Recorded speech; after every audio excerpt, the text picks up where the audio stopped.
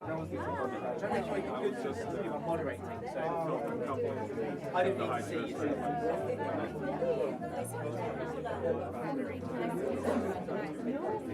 Johan, is that a seat extra taken?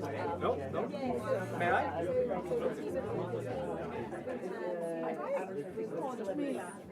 How are you? I'll be all yours. I'll be literally sitting right next to you. I'll be less than 2 foot from you. So we've got just a few more people coming in, so let's let them sit down. So you prefer to sit back? No, I'm comfortable. We're going to introduce this. Johan will introduce the session. Ola's just going to give us a little bit about how people can make responses, and then I'll bring you up, and then Ray is dialing in. He'll be in by Zoom live. Have you met him in person? Okay, so that's fine. Yeah. So what I'm going to do is have a conversation with you and him about climate misinformation and the climate wars, but I'll bring you up. Yeah.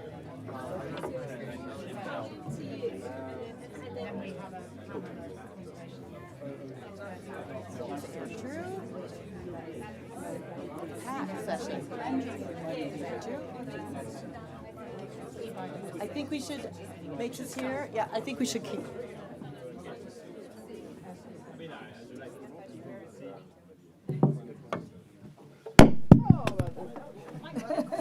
Mic drop. Mic drop.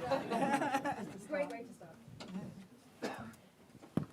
Is everyone seated? Okay.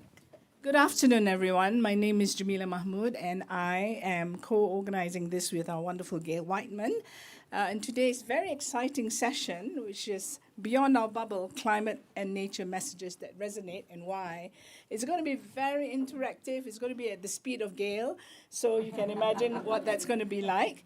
And I'll keep it brief because Gail's going to go into more depth. But we titled this Beyond Our Bubble very deliberately because many climate and nature conversations are still happening among people who agree and who understand.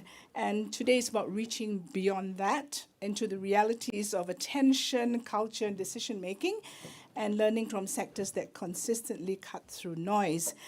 So I'm really looking forward to the provocations and hand over to Gail now, because we have a very exciting program, Gail. Thanks, Jamila. Hi, everybody.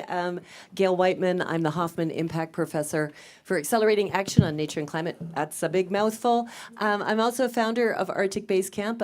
We've been camping in the snow at Davos, since 10 years ago. It's our 10th anniversary. And I'm also co-founder of Climate Base Camp, which has a mission of speaking science to power. So I'm a social scientist, and my expertise tends to be about bringing natural science into corporate boardrooms. But my background is actually in marketing and advertising before I saw the light and joined in on the positive part of, I think, social change.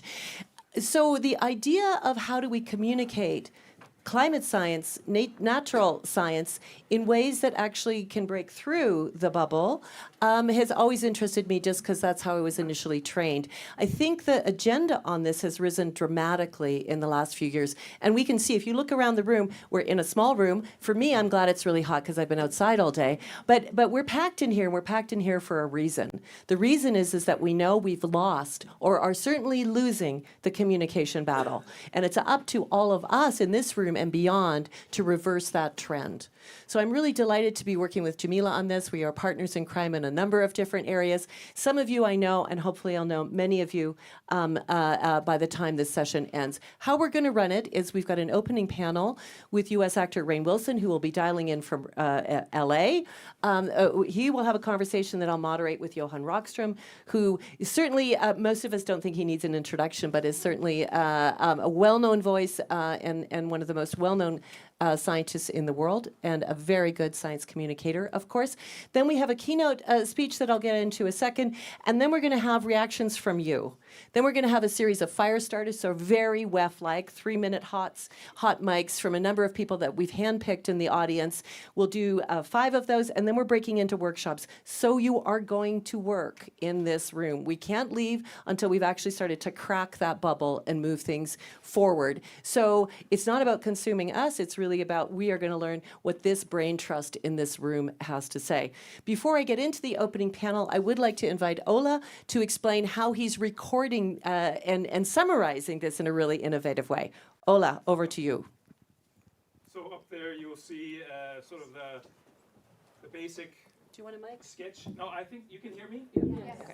So really, there's a big picture, and my invitation is think of it as a synthesizing of the system in the room. And once you do work, once you get to come up with insights, you simply add into that shared picture, and everybody will get it at the end of today. But the more you do visual work, there's stuff that you can do when you're asked to do some of the assignments. We'll try to get it into that big shared sketch. So, and there's going to be QR codes as well, right? That we'll get when we'll get into that. Thank you, Ola. So that's the first way we're going to record it. We're also going to have you workshop, and we've got some great moderators working with that. So I think now it's good that we move to our opening panel. Rain, can you hear us? Can we move on to the Zoom? Good morning, Mr. Wilson. Good morning. Oh, we need that volume up. Nice to hear you. Nice to see you all. Nice to see you all. So, Rain, how this is? Well, thank you. I don't know what time it is in LA. What time is it? It's ungodly early. Well, it's not as early when you had that Zoom chat with Arnold Schwarzenegger earlier last year. That was, I think, a 5 a.m. 4:30 call for you. So thank you for joining us, Rain. You know, climate communication is such a important topic, something that you actually have a lot of experience with, but have more experience even more broadly with communication. So this is our opening chat with you and Johan Rockström, who of course is a really well-known scientist and science communicator. So if I can bring Johan up, I don't know if you can see him on our little stage. You're ginormous on the screen. But what I thought we would do our opening conversation. Yeah, no, oh my God, you're always terrifying, Ray. Oh, Hi, Johan. Hi, Rain. You have to look. I'm backing down. He's backing down. So the topic of this is about fake news and climate misinformation, and really about how do we fight back. So I thought I'd ask both of you to do just an opening conversation. Rain, what do you think about fake news? How do we fight back? And tell us where to go. Well, this is obviously one of the most important topics in all of the many topics involving climate change communications. Since I got involved in this field 5 or 6 years ago, I realized that so much of the work was people preaching to the choir, and realizing that the role that I could help play was using entertainment and comedy to try and reach what we call the movable middle. And unfortunately, the movable middle has been and is increasingly influenced by, let's say, news sources that are not fact-based and are not reliable. So, but the only way to reach people that are watching these news sources is not to, to pell them with data, but to open their minds and their hearts in other ways. So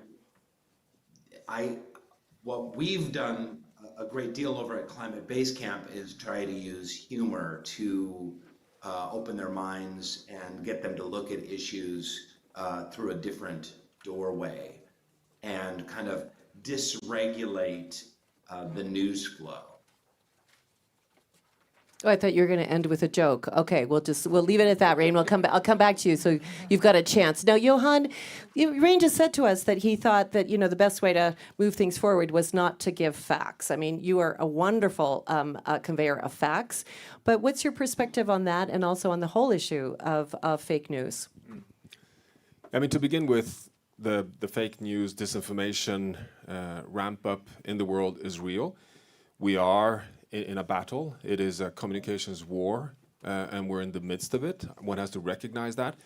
But the big question to me is, why is it happening? And I think that is not clear. Of course, there is a tendency towards more extreme right-wing nationalist, populist, short-termism, which is kind of polluting a lot of the political landscapes in the world. We know that the extreme right movements are much, much more effective on the social media platforms than, let's say, conventional sciences. But I think there's much more to it than that. I think it's actually that we've come so far in this global transition away from fossil fuels that is getting so serious that it's becoming a real threat to the incumbents, that we're actually, to put it simple, on a winning path. And we know from every transition historically that it's following the same path, that once you are at the early days, nobody's complaining about anything, but it's when it starts getting serious about slave abolition, about women's voting rights, about acid rain, about the Montreal Protocol, it's when it gets serious, when vested interests are really threatened, when the dinosaur is on his back, that is when it starts getting really seriously, because then when the kickbacks starts coming, and when we are at a phase in history where it's getting really serious, because we all know that the scientific evidence on climate risks is getting overwhelming. It's really sinking in that we have a planetary stability at hand. We also know that the scalable solutions outcompete the incumbents even without the science and the policies. And we know that the outcomes gives us a more attractive future. And we see that time and time again. So we're becoming a real threat. The sustainability transition is a real threat. And that, I think, is something which makes this the final battle. And the final battle is the gauntlet we're in right as we speak. And that's why I think we need to take this so seriously. It's not, you can misinterpret what I just said to say, well, shouldn't we then just relax and kind of just sit still in the boat? Right. No, this is the moment to ramp up, because this is when it really is serious. We're in the final round of the transition phase. And of course, this is not proven statistically, but there's one piece of evidence to close which supports this, which is that when you look at the Yale School, Tony Lizerovitz opinion polls, when you look at Europe, when we look at the latest opinion polls on G20, there's been barely no change in citizens' concern about human-caused climate change. There's very little change in the trust on science, but there's an enormous noise and inability of politicians to handle the misinformation that seems to give this impression of a mismatch. And I would argue that there is a maturity among citizens, but a mismatch among leaders. And that is what's causing a large part of this confusion among particularly political leaders that are so tied by their short-term timelines. It's different in business, actually. They're trying to sit a little bit more still in the boat, but not as the politicians are doing. So I think we really need to have a counterforce here and take this very seriously, but also have confidence that we're actually on the right path. Right, right. Now, Rain, I agree with a lot of what you're saying, Johan, but I do think the other side has got a ton of resources, financial, skill base, as well as, controlling. I'm not denying that we're in a battleground. No, agreed. agreed. I'm just saying that we're coming from a position of force, not from a position of weakness. Right. I think that might be true. Now, Rain, tell us from your perspective in the entertainment world, what's the amount of attention that's being played on this? Very, very little. One of the things that's been astonishing to me, and I've done several projects with Adam McKay and his Yellow Dot Studios, is the number of actors and celebrities that are unwilling to engage in this work, frankly, because they're afraid of alienating that 1/3 of the United States viewing audience that thinks that climate change is some kind of liberal hoax. And this is really heartbreaking, but we soldier on. And of course, most of the people working in the storytelling industries understand the science of climate change and want to make a difference, but it's been an uphill battle to get people to participate. But there are folks that are brave enough to dive in, but again, I think the important thing in terms of trying to reach the younger people, as far as reaching, legislators and, business folk, I have no idea. But in terms of reaching folks in their 20s and 30s who live in Nebraska and are fans of television comedies, it's important to dress these facts up in entertainment in such a way that it opens their minds in unique capacities. And we continue to soldier on, and there are a number of people doing this work, and that's all we can do. But it's important to make sure that the messaging is reaching mid-America, and we have to change the voters, and we have to use common sense, and we have to also provide some hope at the end of the day that real change is possible. We've also spent, I think that a lot of folks working in climate have been hammering the doom and gloom data subset for a good decade or more in such a way that is true and important, but ultimately makes the messaging very difficult. Yeah, agree there, Rain. Could you maybe give an example from maybe some of the work that Chuck did with Modern Family and some other issues on how that kind of changed culture to guide us in the climate space? Sure. So one of the examples that we use a lot has to do with gay marriage. People don't really remember this, but when Obama originally ran for president, he was anti-gay marriage. Barack Obama, anti-gay marriage. And this was in the groundwater. And through television shows like Will and Grace and Modern Family, that they did not have an agenda to change the mindset of the American voter. They simply tried to show gay relationships and gay marriages in a positive light, in a humorous light, show them quirky, having the same kind of foibles as straight marriages, not trying to make them saintly at the same time. And everyone recognized, oh, I know couples like that, and it became normalized, and the needle swang tremendously. And over the course of 5 or 10 years, gay marriage became completely accepted in the United States. And this cultural needle was swung in a really effective way by Hollywood. And I'm not even sure that Hollywood realized what it was doing. But I think that we can do the same thing with climate. But there's a lot more work to do. Yeah, thank you. Closing out the panel, Johan, what is one hope that you have for this group here in this workshop? Well, if I may, two. I mean, one is I'm really picking on I totally agree with you, Rain, and this is why I think we're in such a critical moment. Not only is there a battle out there, I do agree that we can not only communicate the evidence on climate risk, but the beauty is that we have all the empirical evidence that the transition gives better outcomes for security, health, prosperity, stability, all forms of equity, and that this is a card that we know how to play, that the winning pathway is a sustainability pathway, but we need to ramp it up to a completely new level and really get it connected, just as Rain says, to all the different bubble communities of living in different worldviews here, and we can do that. That's why my call to this group is we need a counterforce. We need partnerships that puts investments into creating basically situation rooms to pollute the digital highways with the truth. And not only with the truth, with the winning stories. And the winning stories, we have them. Love that, love that. Let's have a clap for that. I think that's a very effective hope.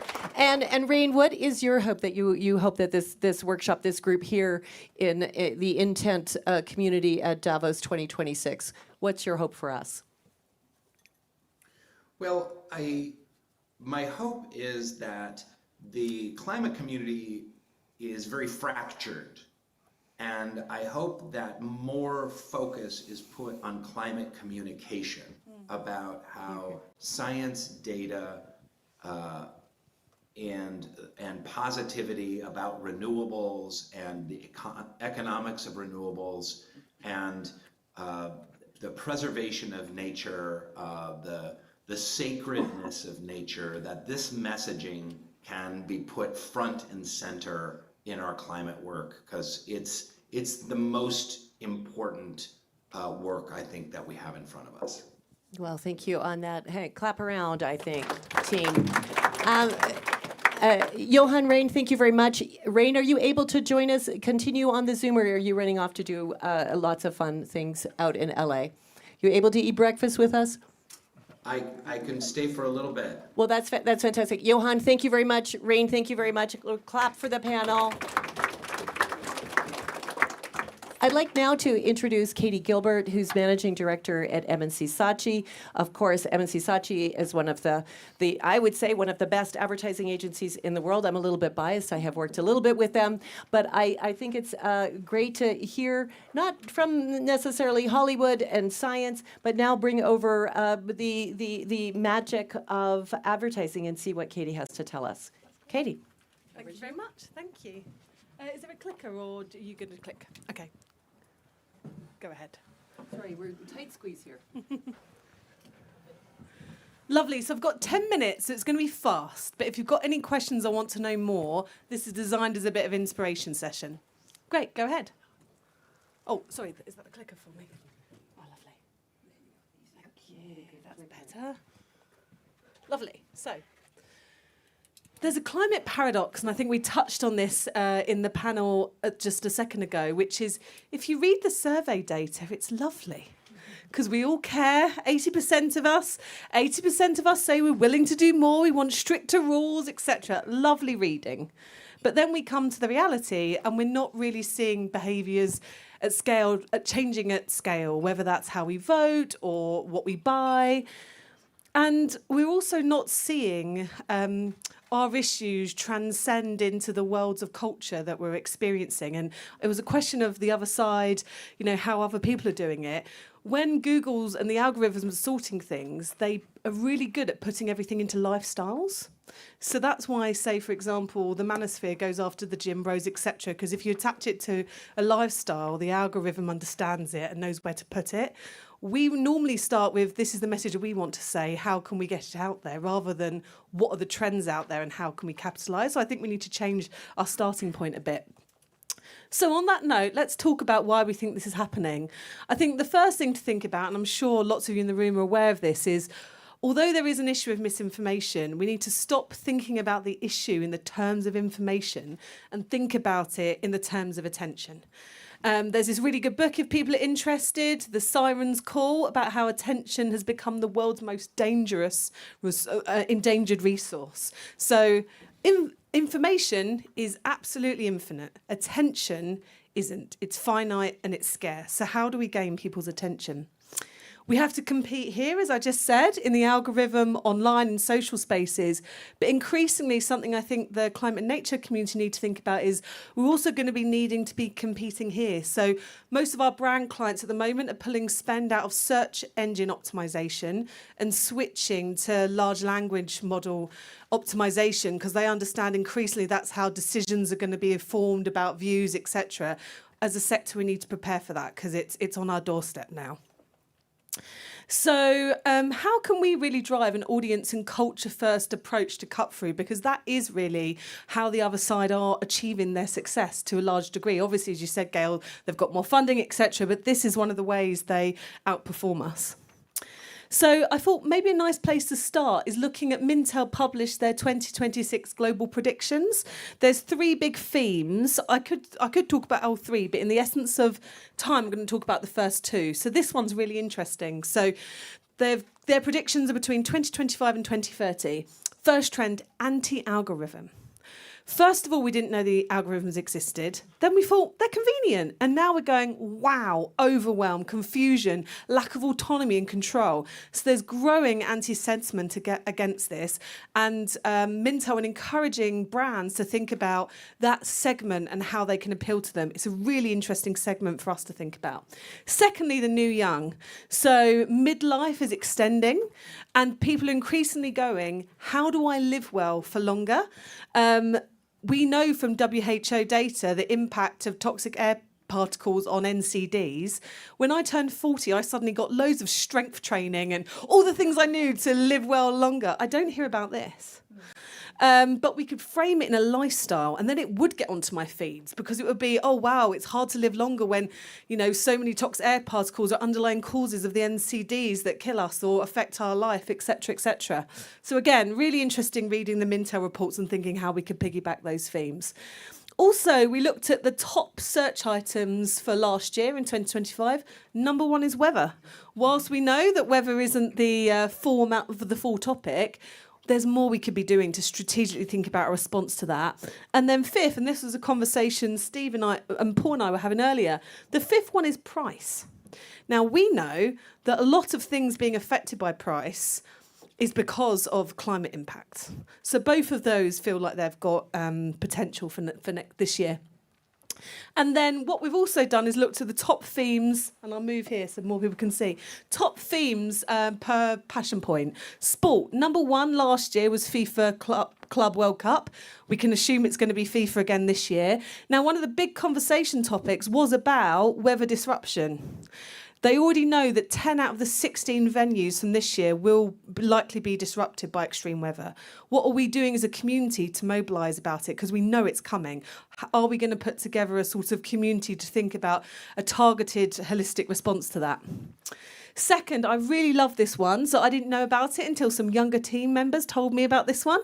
But Bad Bunny was number one for music for his album. And this is the cover. And this is the album was called If I Wish I'd Taken More Photographs. And it really connected diaspora audiences all over the world with different languages to have a conversation. And so often with this community, we often get commissioned to do new narrative projects. And what that normally means is words. And actually, we're talking about a really visual online landscape, and we're not necessarily thinking enough about the visuals that can start conversations that transcend borders. And then top food trend last year, hot honey. Honey is massively affected by climate and nature. There will be another trend this year, and it's likely going to be an ingredient involved that is affected by climate and nature. How can we harness these things that are already lifestyle and big discussion points to think about entry points to our issue? Because like we said, that entry points is one of the things that the other side is really outperforming on us, and it's possible to change that. And then I thought I'd end with some inspiration about how brands are being responsive to create social and culture first approaches. So in the UK, you know there's going to be a tube strike, you just don't know when. But luckily, Lime Bikes was ready when there was the tube strike, that they had an ad ready to go, which was good service on all limes. They didn't invent that on the day. They prepared for that. So what are the moments this year that we can plan for as predictable, unpredictable? I think the World Cup and weather's definitely one of them. So beef with Drake and Lamar happened to have DJ Mustard in the middle of it. Heinz saw it and used it as a chance to get into their conversation with their mustard. So much cut through without much spend because people appreciated how socially and culturally relevant they were. And then the 6-7 trend, I'm sure anyone who has kids understands that. And I think this is another interesting thing about influence. Even 10 years ago, the rise of Gen Alpha, who are under 15 and under, the influence that they have to get something like this where big brands like Pizza Hut are recognising it, that's a really interesting trend and a positive cultural force for us to consider how we leverage it. And then the last one I'll share is Vaseline. So Vaseline are a brand that was facing huge misinformation online. They had a great campaign to tackle it where they embraced all of the claims and got them all tested. And it was fun because some of them turned out to be true and they celebrated that. And then some of them turned out to be false. But they used the tick iconography, which everyone had a shortcut for already, to make it really easy to consume and understand. And I guess my final reflection as I wrap up this sort of quick-fire inspiration session is we've talked about the fact that we know we're all living in an attention economy. So what's the currency? What's the currency in an attention economy? It's a reaction. Often we create messaging that is true, and you can nod along because you can agree with it.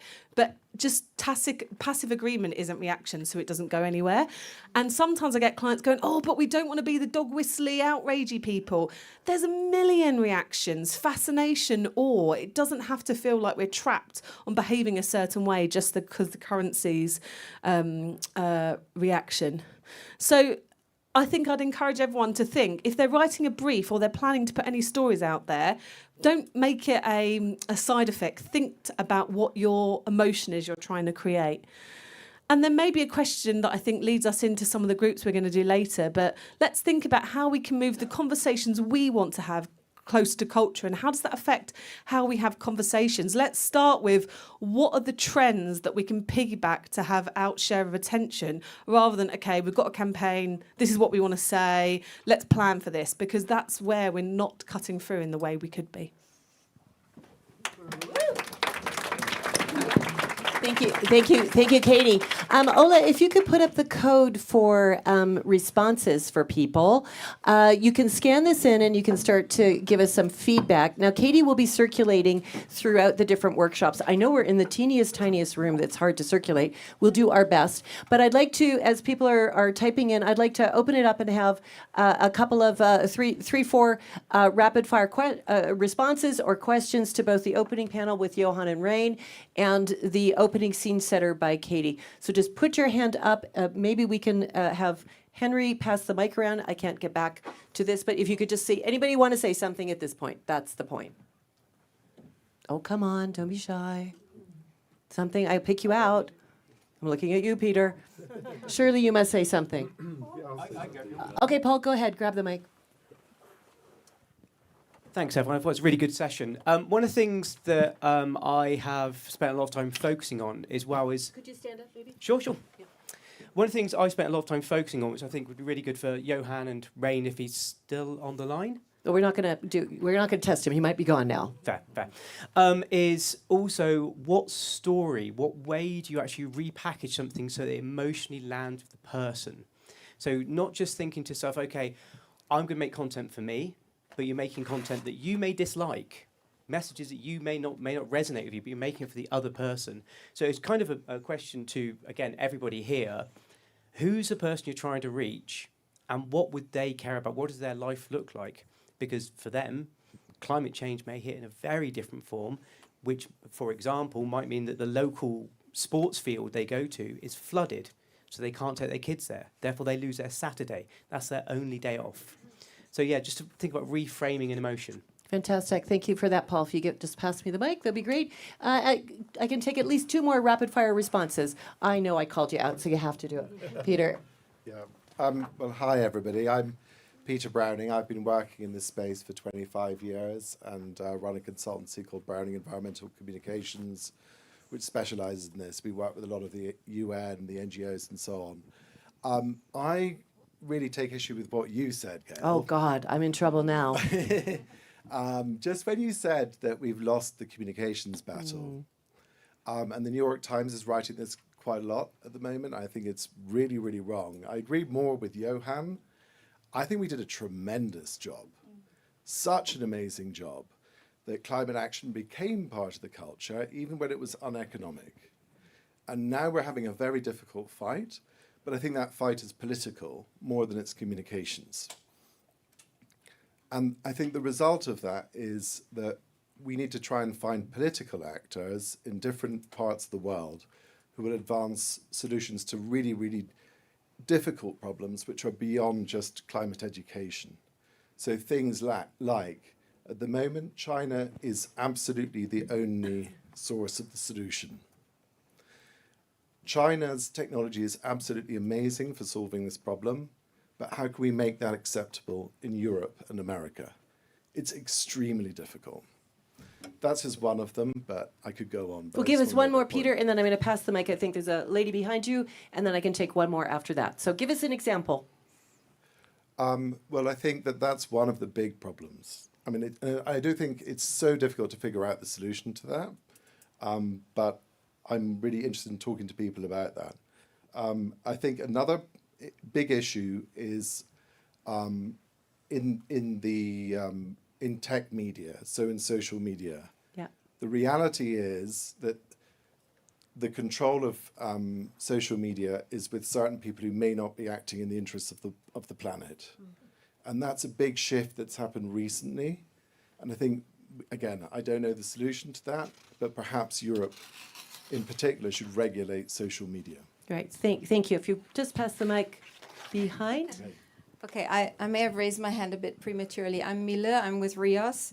And I was just reflecting on so this is an unfinished thought, okay, but we're in dialogue. But the point about people already get it, right? But what we're missing is behavior change. You were saying 80%, already understand. And I just wonder whether we're focusing in some ways excessively on the information and not sufficiently on the incentives for behavior change, what the reasons are people are voting for other issues and climate is being swept along in that, and how do we create the local relevance? I think in forums like this, we have this very global conversation as if there's this global we that we're all a part of and that understands this and that needs to change behavior. But for most people, they don't identify with that global we.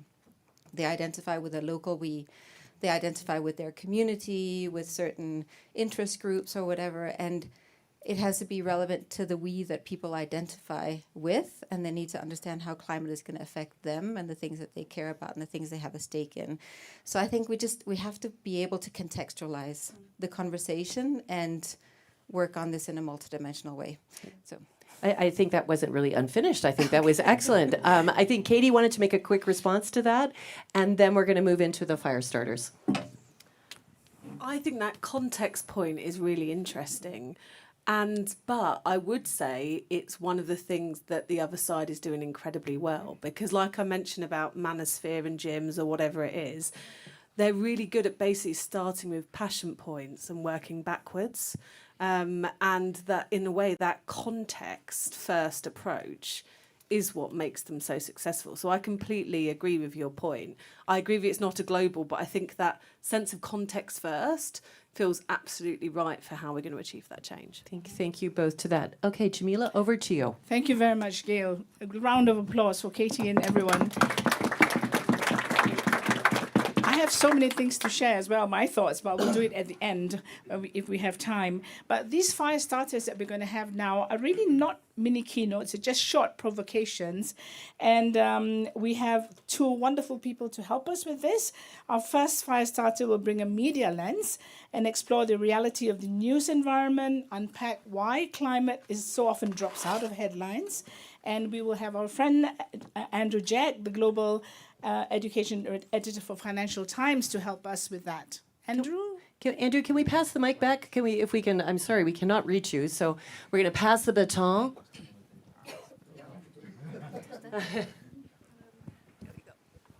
Thanks. So, yes, some great comments. So, thinking about the role of the media and climate. So I suppose the first thing to say is, it may sound obvious, but news is new, and the challenge therefore is tackling, ongoing stories that we've known about for a long time. What's the fresh thing that will really motivate people to write again and write now when there's so much else that's going on? And news is often, as we know, negative. That does catch the attention. Positive stories are much more challenging.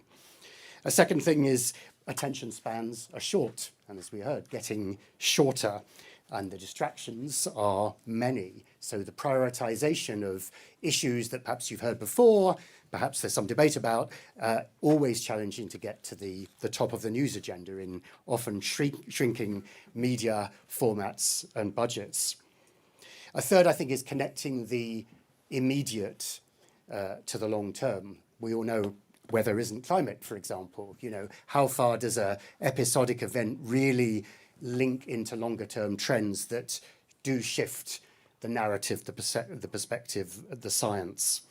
And then another one which is much more structural, but is very much something faced by the mainstream media, is this declining level of trust and the whole level of engagement that's shifting.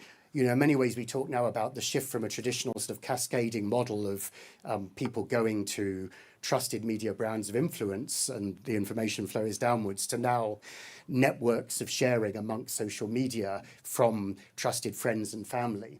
And so that's sort of breaking that traditional hold that perhaps the old standing model of the media could dominate.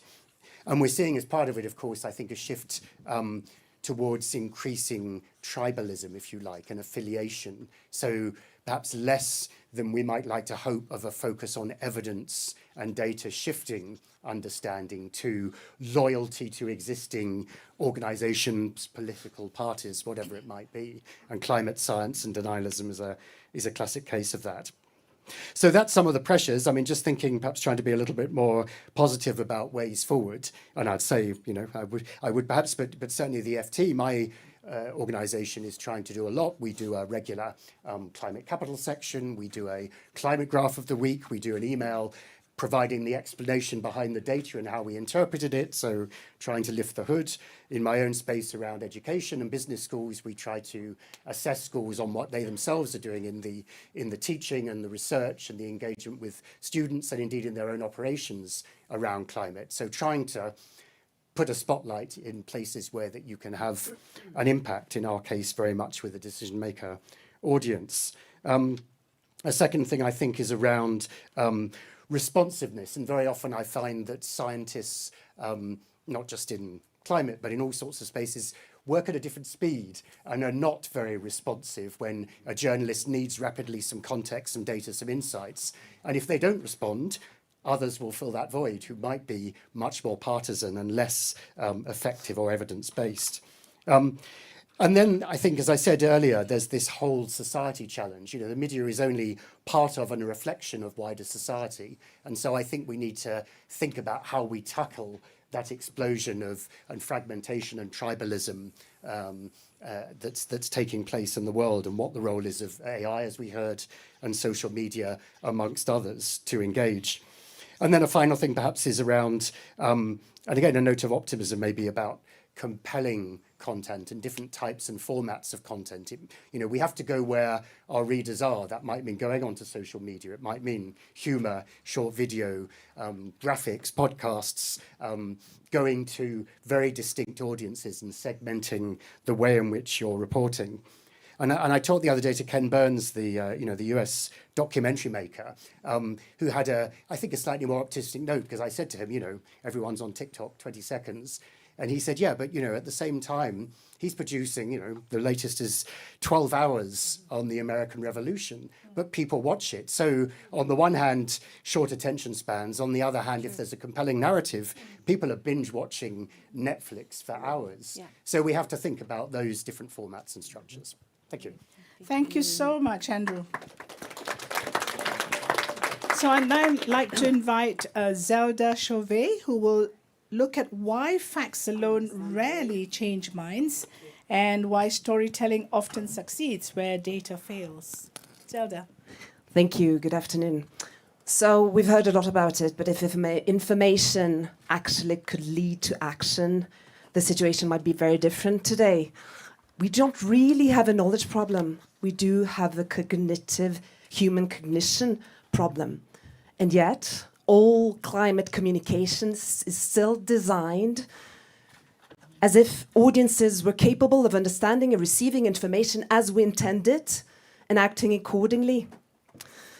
As if messages traveled through a safe, democratic, neutral space instead of a contested, chaotic and oversaturated one.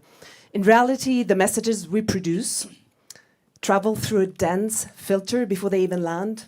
Identity, emotions, power, social norms, and what I love over everything, cognitive biases.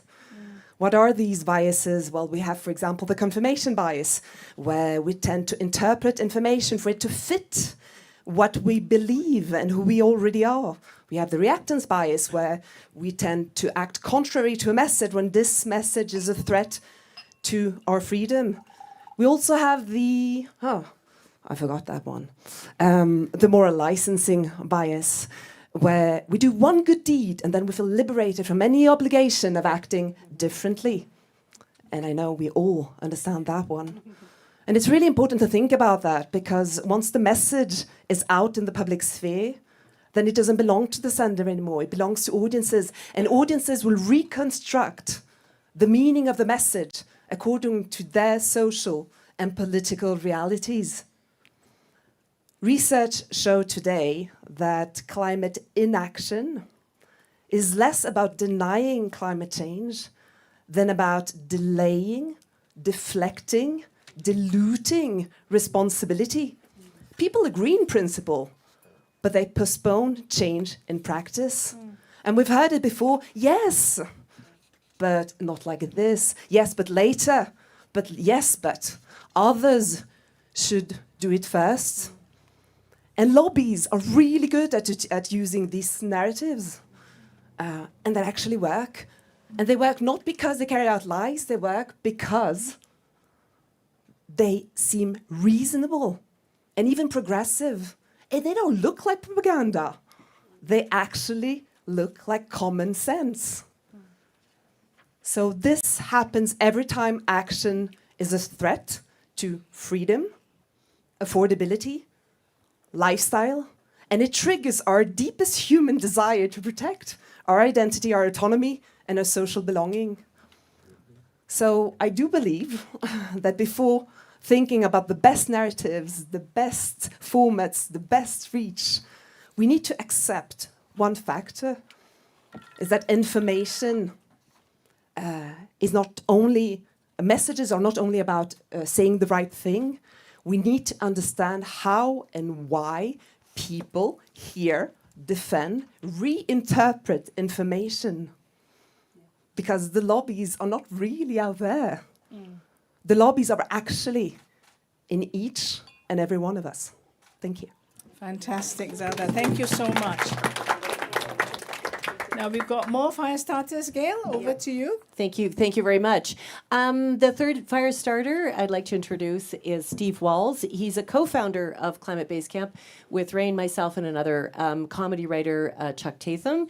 But Steve has a long experience in advertising, and I'm just going to turn the mic over to him, and I see he's got a lot of fun things already on the table.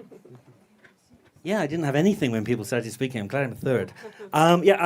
When Gail said a long experience, I am the world's oldest living old man. So, what am I going to say? Fire starter. That's what you said, wasn't it? I think the biggest problem with climate communications is nobody that does them likes the people they're talking to. I think you show. I'm going to say you show. I'm going to say we show a disdain for the people we're talking to. They are on the wrong side of the line. And not only are they on the wrong side of the line on climate, their kids watch too much screen time. We're limiting hours. Their kids eat the wrong food. They don't turn their labels around and read what's on the back. Their stuff isn't organic. There is a line that they've drawn, and I did something interesting recently. I went to the richest and poorest city in America, the youngest, the oldest, the most right-wing, the most left-wing, the longest health span, the least. And what people told me in the poorest places was, what you do, and it was me, I just showed them a label, and it said, eco. And they said, yes, you buy your stuff at Whole Foods, my family buys it at the dented tin warehouse. And you're telling me that you are better, because you have decided, and that's what you people do. You tell me that green energy is better than the energy that I'm buying. You people tell me that an EV that I can't afford is better than the car that I have. You people. And I think climate communication drips with you people. We are serious people, and you are not serious people. We want to tell you the facts, and you don't want to listen. You're engaging on platforms that we're trying to limit. We don't think our kids should be on those platforms, and yet, TikTok, we may have to go there. Nobody loves it, and nobody loves these people. And I think that's the biggest problem that I have with all of the climate stuff.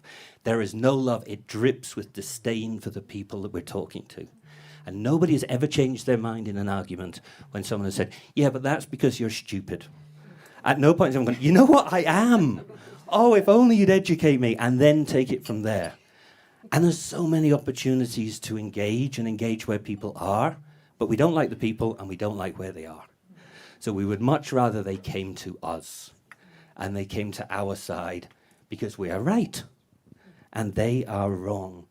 So I think that's kind of where I was as I was kind of not listening to what people were saying, because I don't think anybody here dripped with disdain. But the idea that this is serious, and so the messaging must be serious, that this is fact, and therefore you must believe it, that this is important, and therefore you should pay attention, all puts the onus on people to pay attention to us, and doesn't actually put any onus on us to earn that attention. And exactly what you were saying, attention is earned. Attention is earned all the time. And I loved when you were talking about the FIFA thing. You know, we've been talking about this. FIFA's just put hydration breaks into every single game at the World Cup. Every game at the World Cup will stop twice for heat breaks. It's never happened before. That means during the World Cup, there are 10 hours and 40 minutes where the games will stop because of weather. Not one of us will talk about it, because we've been told that journals are the most important. And actually, if you write an airport book, you're not an academic anymore. Oh my God, what's he done? And someone called from Bill Maher, would you go on that? Well, I don't think so. It's an entertainment program. And we're structured that way. We're structured that we kind of go, if you go to popular culture, you have diluted an important message. So that's what I like to say. I'd love to see some love for the people out there. I'd love to see some concern for the things that they're talking about. I'd love to go where the audience are. I talked to some hunters recently. No one's talked to them about climate. They know all about it. And actually, just over at Monkey Rock earlier, I met a dairy farmer. Bless him. He went, I bet your milkshakes are soy. That was the first thing that he said to me. I was like, yeah, they are. He goes, yeah, you hate cows.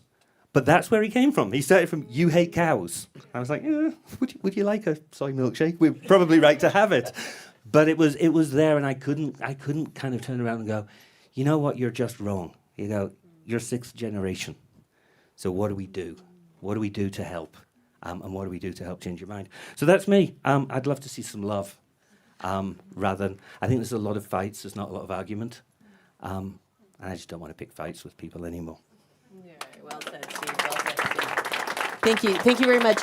We're going to move away from sort of the advertising insights into the area, into really looking at the next two fire starters that are coming from a completely different world than certainly me and probably most of you in the room. We're going to have some examples of the art world that have broken through the clutter in terms of public communication in a provocative way.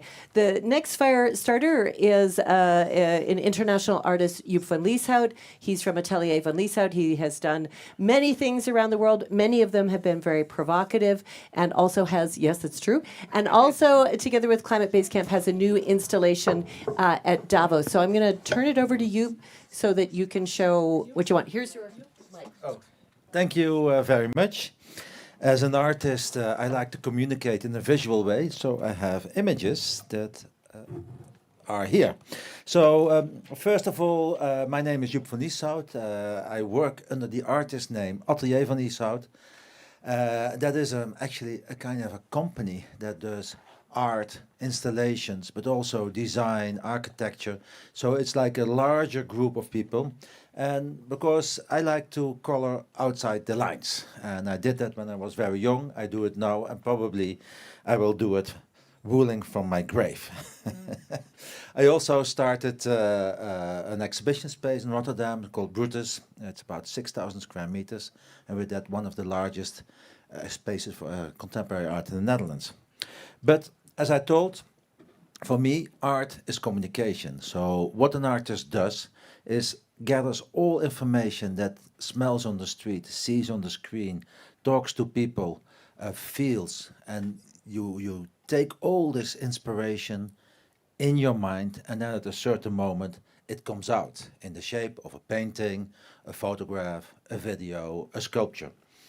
And the way, so the visitor looks at it and tries to interpret it, that artwork, and gets a certain feeling or gets a certain idea about it. And the nice thing about art is that you don't read it literally, so you cannot say this is what it means and nothing else. So it's very much how yourself as visitor or how you say, watcher on interprets it. So it gives a lot of freedom for the people watching it. But also the nice thing about it, so it's not very accurate, but the nice thing about it is that an artist doesn't have to explain why he does what he does. So I can do something strange, and no, I don't have to research it, I don't have to prove it, so I am much more free to say whatever I want. And what I certainly don't want is what someone said before, oh, there was rain in the beginning, to preach to the choir. So I don't have a need to give my message to people to understand. I want to reach out to other people. I would want to reach out to the universe. And so I would like to challenge, confuse, and bring people out of balance. And oh, this is the wrong image, but it doesn't matter. It's the same sculpture, but this piece is called The Domesticator. And the image that I actually was thinking was coming, that it was standing in front of the Centre Pompidou. Because this is a building, it's a residency. Behind here is a kind of a building for lectures and performances. And it was installed in Germany, and then the director of the Louvre said, yeah, we want to have it in front of the Louvre. And then he looked again, so all the trucks, they went to France, and then he looked on the thing and said, oh, what the fuck is this? I mean, this is, I thought it was an artwork, abstract artwork, but this is a man walking his dog or fucking his whatever animal. And he said, no, ça ne va pas. So all the trucks had to come back. So I said, okay, I call the director of the Centre Pompidou, the other museum, and he said, no, of course you come here. And then we installed the piece over there. But what does it mean? Is this a sculpture about bestiality? No, it's not. Is it a sculpture? Well, basically, it's a sculpture about domestication. And if we talk about bestiality, I mean, bestiality is still considered a sin. You go to prison for bestiality. But at the same time, what you see in the, how to say it, intensive agriculture, I mean, horrible things that happen to the animal. And then, if I would be an animal, I prefer to be this animal than the one in the slaughterhouse. But the title, Domesticator, it is about how we as humans try to domesticate the world. So how can we control nature? How we can control the world, all the things around it, and that's what something we do since the invention of agriculture, the Industrial Revolution. Nowadays is artificial intelligence, and all those inventions that gives us the possibility to influence the world, to make the world better, also comes with different ethics and big implications for the way how we live. So domestication is not something bad. Domestication is something that we do, but we really have to do it the right way. So what I do is, you have to what I do with my work, I like to bring people out of balance, make them think something about it, but actually also tell the other story. So you open up like a certain part of your brain and then gets the message. Then the piece that I have here, which is the Monkey Rock, you all can see it. It's really in the middle of the town, opposite Hotel Europe on the Arkadenplatz or the Cultureplatz. It's a collaboration between Climate Base Camp, Gail, and Atelier van Lieshout. A half a year ago, Gail said that we would like to do something else, something new at the square. And then we came up with this design. And the idea is to create a place that attracts a lot of attention, but also functions as a place for dialogue and to catalyze new movements. And so it is a monkey. A monkey is a crazy animal. It's a funny animal. It's an animal which is kind of unreliable. It's also an animal. Oh, there it goes. Oh. But it's also We also call it the ape of Troy. So it's a way how we can get inside the Davos World Economic Forum with a programmation that is different, is a programmation that hopes to give a positive possibility to change, for change. And yeah, that's it. Yeah. Thank you, Joop. And now I'd like to ask Thijs Beersteker, who is another artist and has a number of things here at the forum. Thijs, if we could maybe bring you up so that you can explain some of the things that you're doing, that would be great. From Woven Studio. Thank you. Hello. So my name is Thijs Beersteker. I work together with scientists, researchers, World Health Organization, UNESCO, and I take their facts and we turn them into art installations that make you feel those facts. And today I'm here, lucky, but I have to run really quickly back because we're producing the central art piece at the World Economic Forum this year, which is a win for us all here because we're combining environmental science with an art piece at the center. And you can show it. This is what I shot with my phone. So you can see we have made a giant slice of digital forest, and the leaves that are disappearing, every leaf is 100 square meters of rainforest disappearing right now. We take real-time satellite data and we translate that into the sculpture. And then in the back we have all the scientific depth and the background. But the beautiful thing is that this is this main central hall. So everybody needs to go by, day in, day out.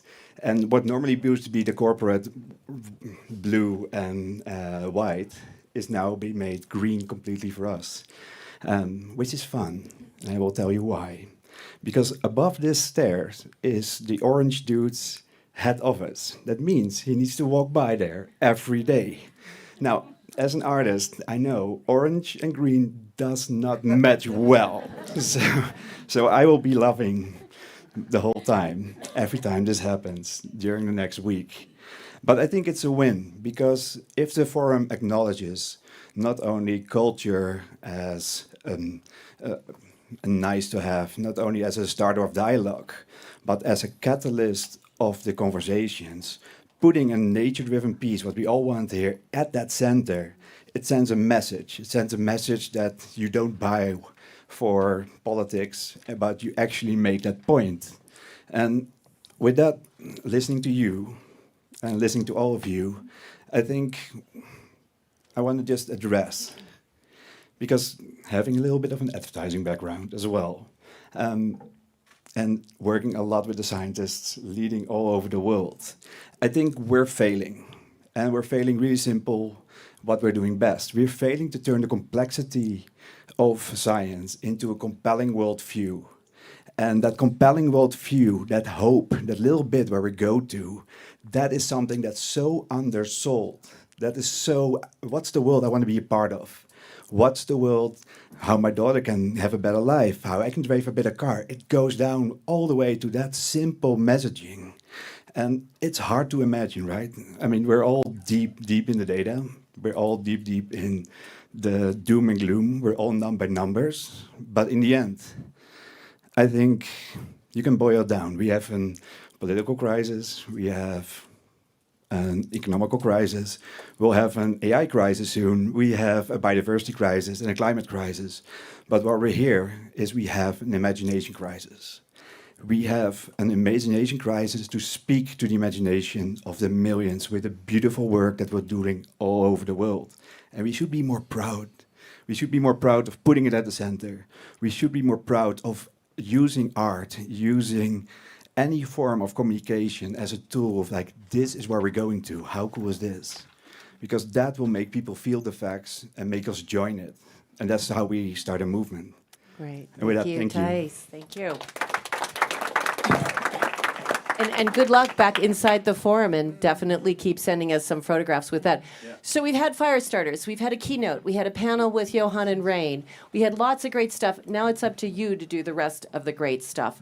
We're going to do a workshop format now. We've got 5 topics. I am going to say what those topics are, but Michelle, I'm going to ask a little bit of help for you to tell me which moderator is with which topic and where they are, because we're a tight room. I don't know if we can really move around. I think we probably should, but let me introduce what those topics are. There's lots of things we could workshop on, but we, Jamila and I and our teams, have decided on these 5. The first one is Gen Z and Gen Alpha, attention dynamics for a new generation. Second one is how we build antidotes to misinformation or disinformation. Third topic, reaching the movable middle across cultures. Fourth topic, how philanthropy can help galvanize new nature and climate narratives. And the 5th topic is the next wave of formats, beyond the podcast bros and Reddit threads. Now, Michelle, if I could ask you to come up and just explain who's doing what in where, that would be really handy. Or do you know that, Jamila? No, I don't think it is exactly in the order. I don't think it is. That's why I'm asking Michelle. And she can weave through. Try our best. The wonderful Michelle. Thanks. Thank you. Yeah. Thanks for your attention. I will be moderating attention dynamics for a new generation on the table to my far left, your far right. The moderator for how we build antidotes to misinformation and disinformation is Professor Meta Morsing on this table here.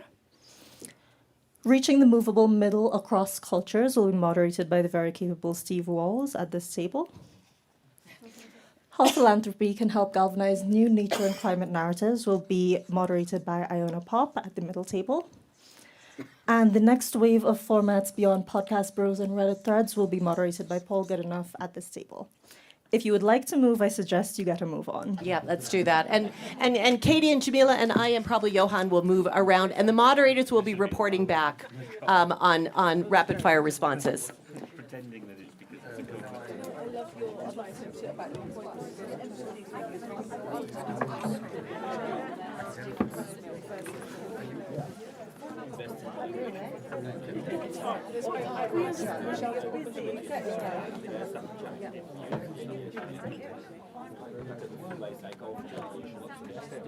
Yeah, why not? I would say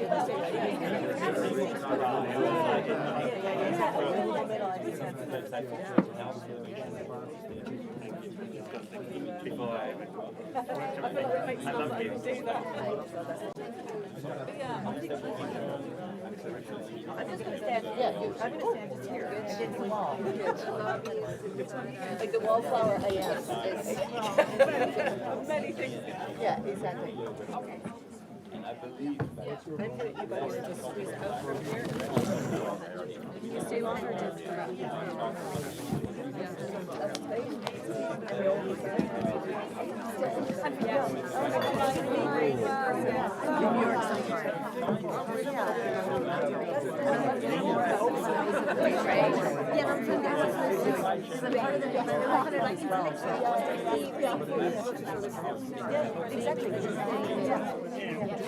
Yeah,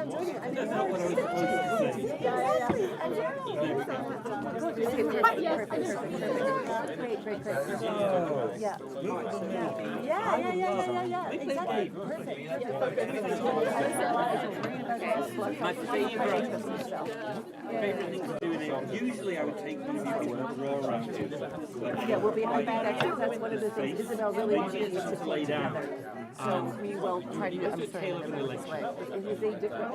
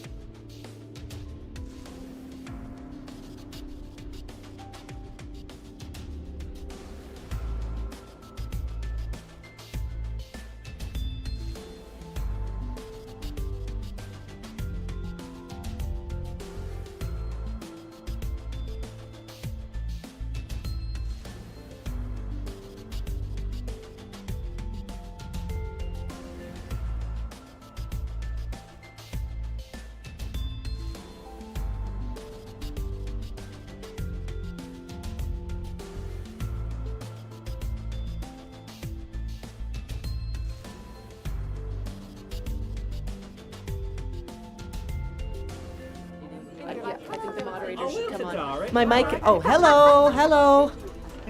Time to come back. I'll give you 30 seconds to wrap up. 30 seconds to wrap up. Woohoo! I was 2 minutes. I was told I can't give you that. So you can also give us notes after, but you could do at least a bullet point. So if we can wrap up and the moderators get ready, we're going to go soon.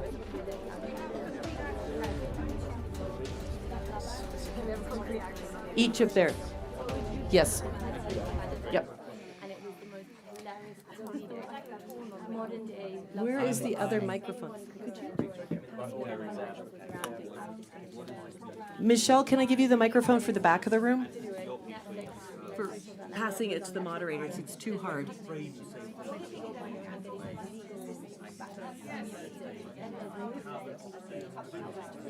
I do think we have to be careful.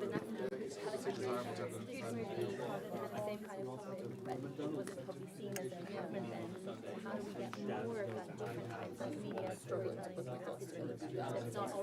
Of course, absolutely.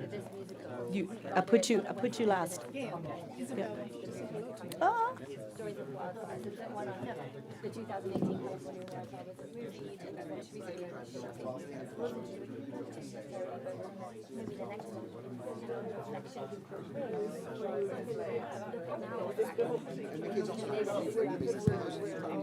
Moving to tell that story is Don't Look Up. And that one, but again, it was all like for the climate change people. And talking about like no, but it's true.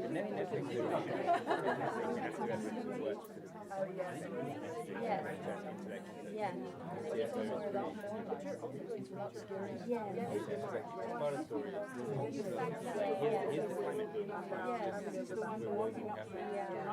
Much more that's needed because we're talking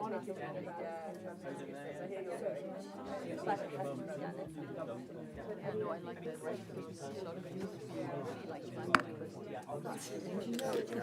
I heard it. One of my professors of engineering, he said, students, they become really passive. Like, what kind of things like they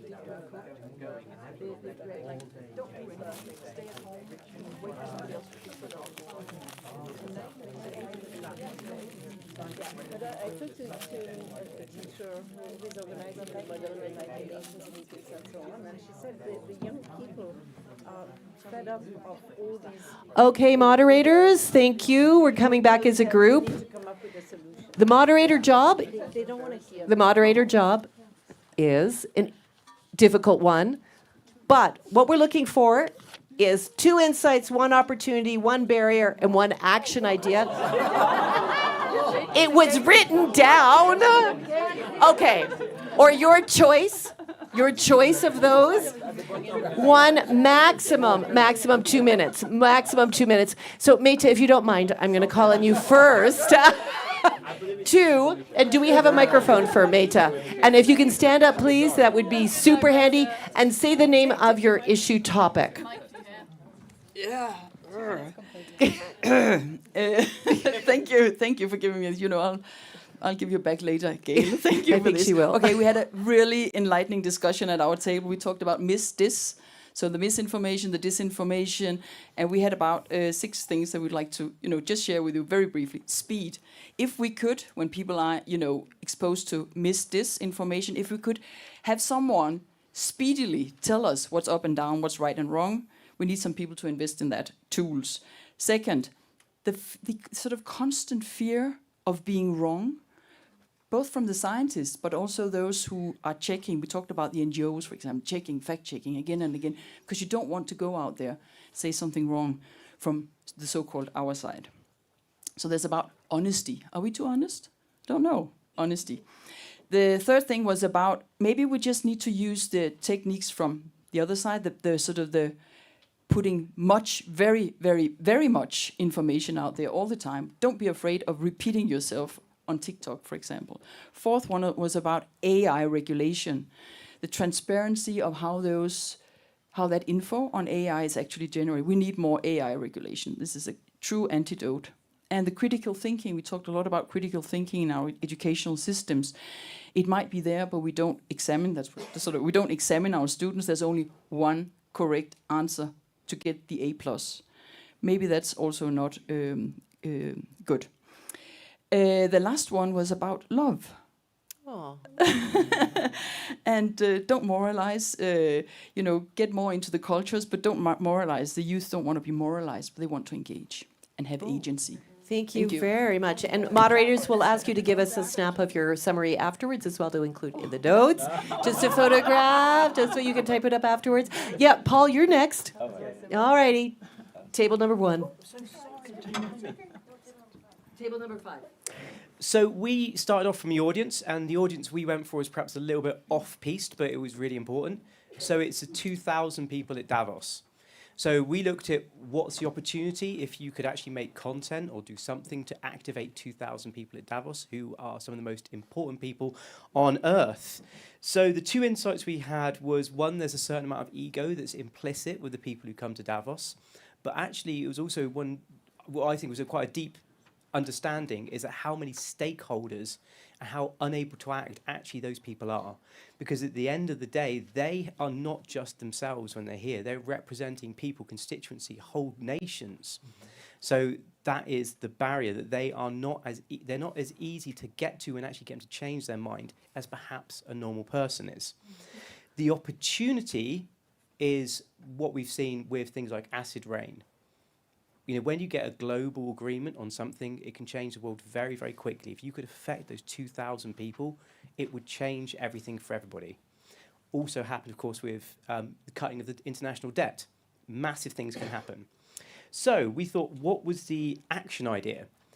And actually, it's not so much content, we believe. The best thing we could do for those 2,000 people is invite world leaders who have affected the world in massively positive ways, and it's actually made their careers or it's made their legacy, have those big key historical figures, very small room, talk to the current world leaders, the current business leaders, and track just how close they were to their projects failing and exactly what they did and how they feel about it afterwards.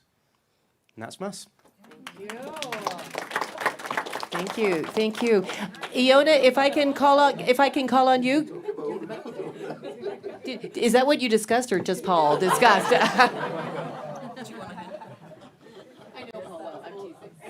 Hi, good afternoon, everyone. I'm Jana Pop. I'm of the Hoffman Center for Global Sustainability at the Geneva Graduate Institute. And we had 20 minutes, which did not do justice to the topic of how philanthropy can help galvanize new nature and climate narratives.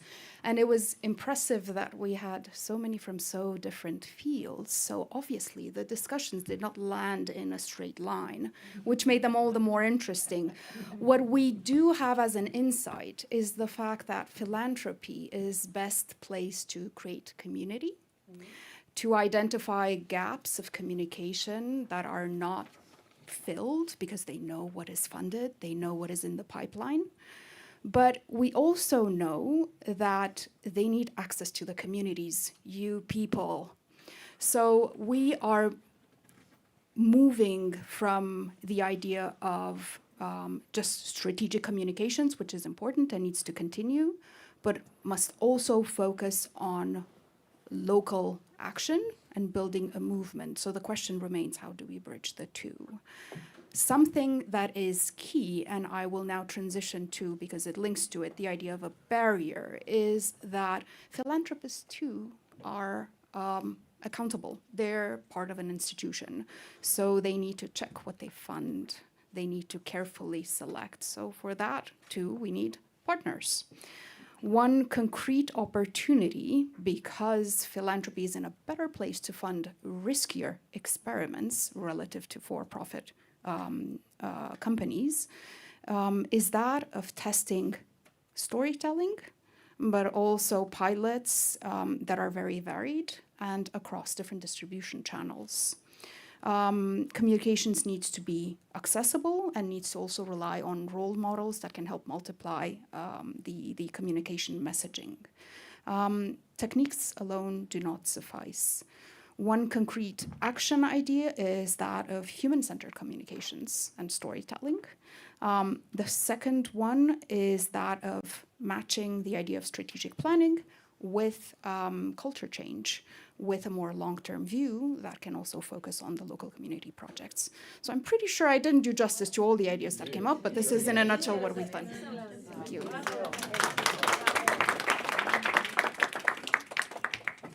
Thank you, Iona. Michelle, if I can call to the table at the back, is there a mic still in the back?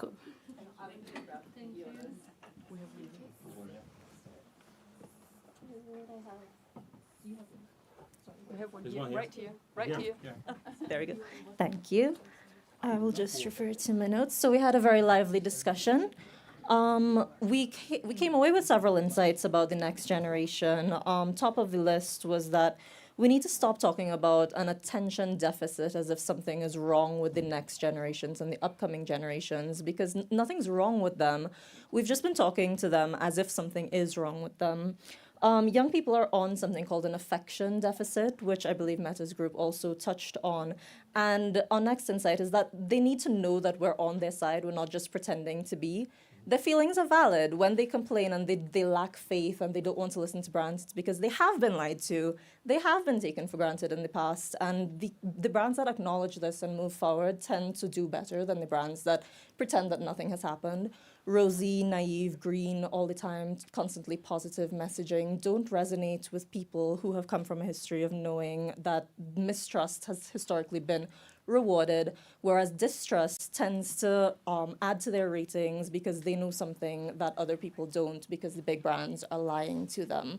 They need to know that we care about them not only from an economic standpoint, but the things that matter to them, like jobs. Clean and green jobs are growing more than any other industry, and that's something that's directly going to affect them.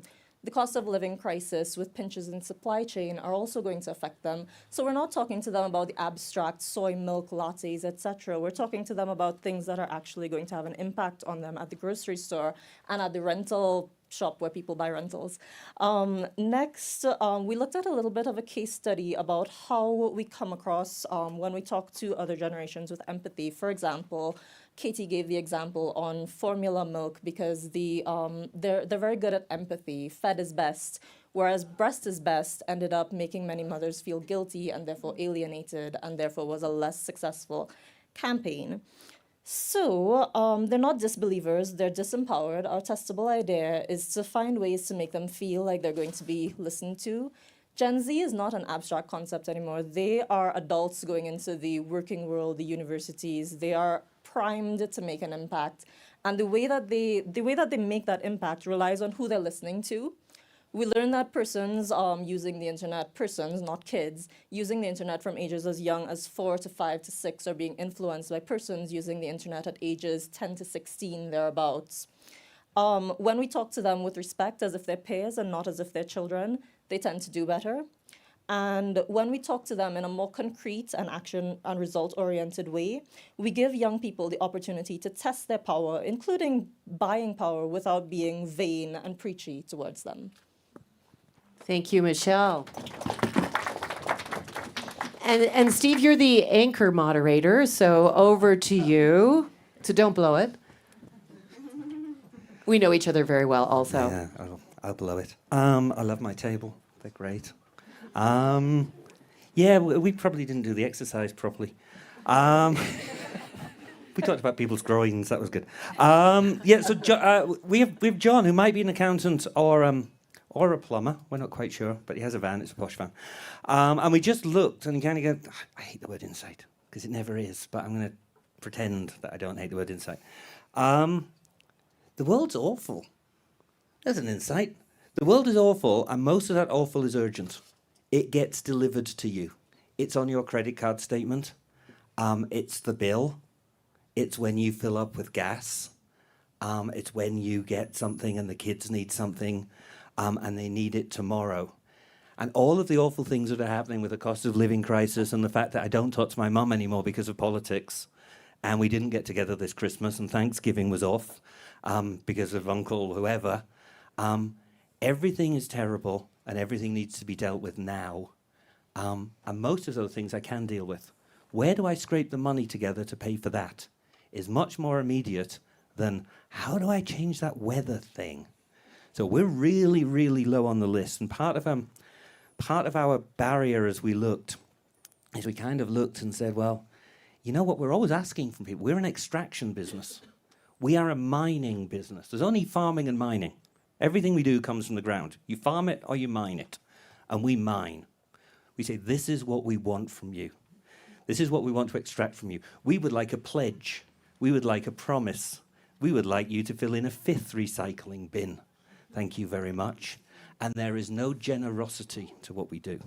So one of the things that we were looking at as we were looking at things is we kind of went, yeah, you know, the opportunity here is to move from obligation and move towards service. What can we do to stop saying, this is what you need to do if you want to save the thing? Because I am small, and I am alone, and I am frightened, and I am poor, and everybody wants something from me. And those other people are going to take my house and take my kids. And you're not. You might take a future generation that I might not see. Sorry, that was more emotional than we said it. But there you go. So yeah, we've all been there. So we started to look and you kind of go, okay, so if we've got this opportunity to move from kind of extraction to generosity, where do you do that? And a lot of it is in reframing. For my sins, I used to do a lot of work for fast food companies. And we talked about this very briefly. But the reason that at weekends you see lots of kind of single divorced dads with their kids in a fast food place is they're just hiding the squalor of their lives post-divorce. They don't want the kids to see the new apartment or how terrible that sofa is. So they take them somewhere happy and give them a meal with the word happy on it.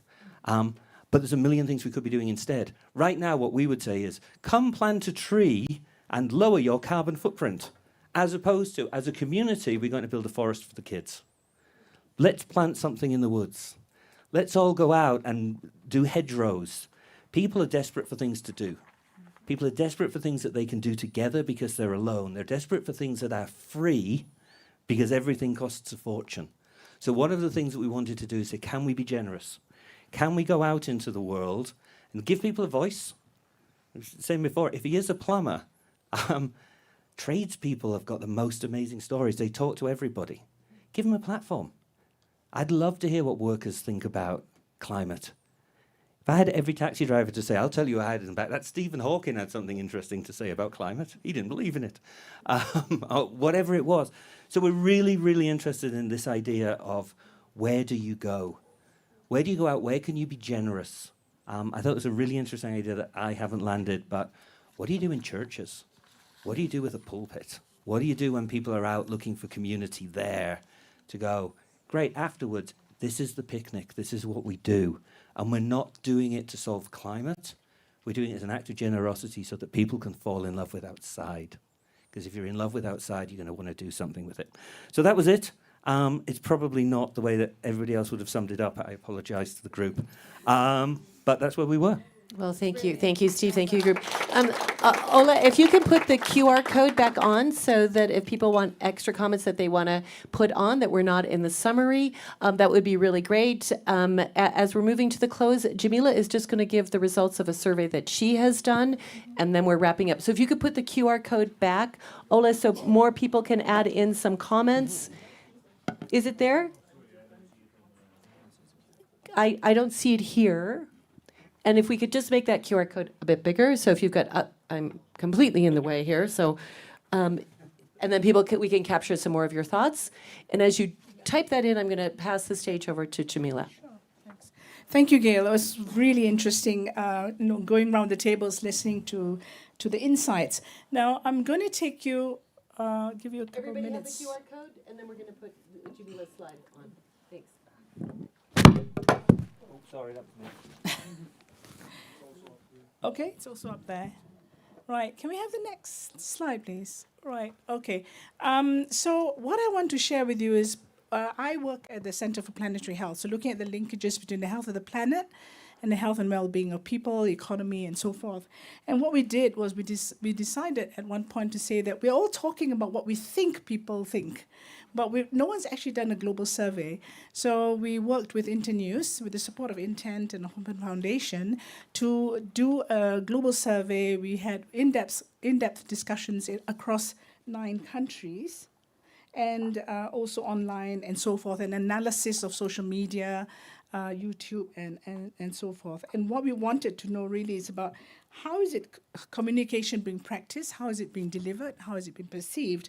And interestingly, what we found was that it was genuinely sort of international, right? And what we wanted to look at is, give me a second to get the findings right. So the respondents came from about 15 countries across multiple regions, with most people working in healthcare, public health, adjacent fields, environment, and so forth. And the age was between 25 to 44. And people were already shaping practice and influencing policy and contributing to some of the public narratives. But this matters because the findings reflect the perspectives of those already actively working in these systems.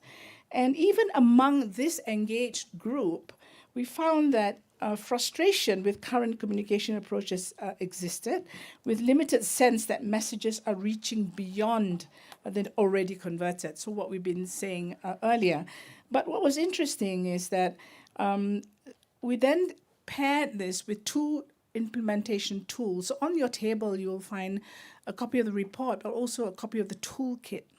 And what it is really about how do you drive change? How do you, a communication strategy playbook designed to help teams to clarify who your audience is, the ones that you're talking to, what we've been saying earlier, and design it for context, not just for content, and also to move beyond awareness alone.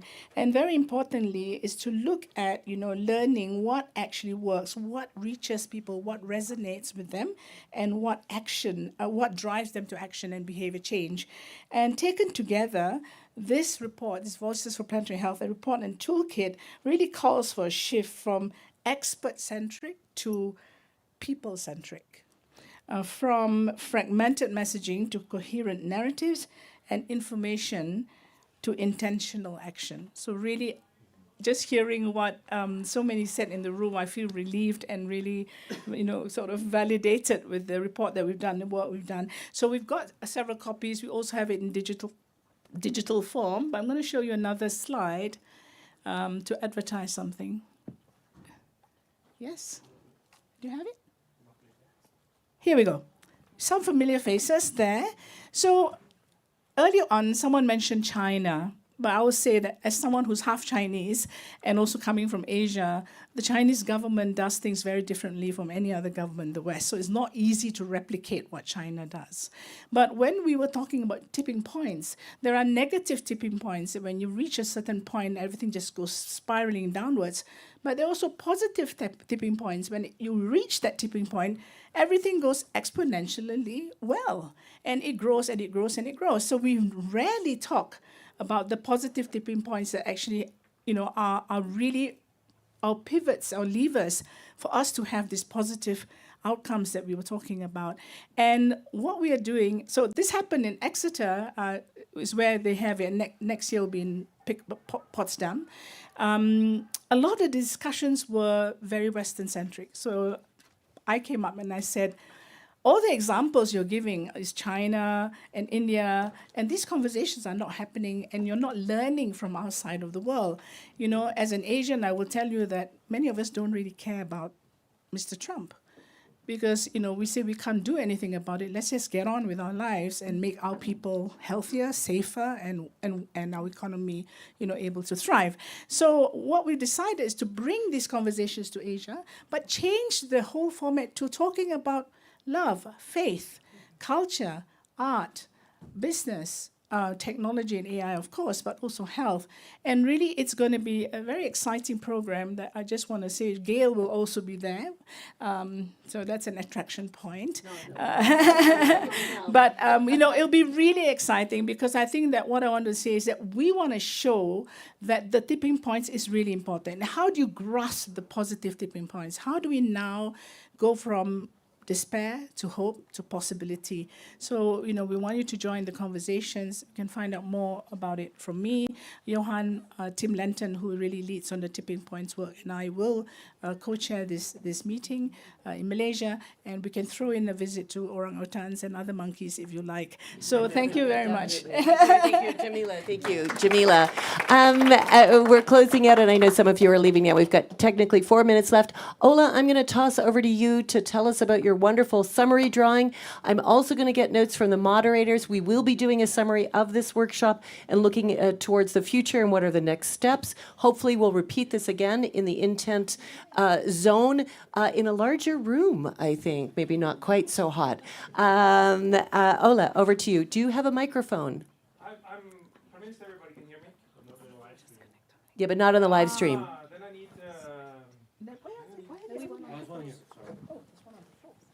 Hang on a minute, Ola. I'm going to ask if you can hold it, because I have to show. So the short version, everybody will be getting this, and I have to say I am not an artist.